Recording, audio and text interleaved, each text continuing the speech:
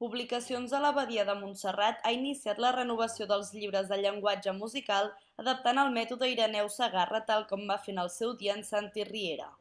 La diferència amb l'edició anterior, hi haurien dues grans diferències. Una en el format, més funcional i útil pels nanos, és molt manipulable, és un llibre per fer música, per treballar, per esguixar-lo, per escriure, per borrar-lo. L'altre és a nivell de contingut, que fem una redistribució una mica del programa que teníem, adaptant-lo també una mica al que és ara a l'etapa aquesta de més elemental, del nivell elemental de música, que arriba a les portes, per entendre'ns, del grau professional. Tipus d'exercicis de solfeig relatiu, de transport, d'aquest tipus d'exercicis que ajuden molt als nens a entendre justament el llenguatge musical.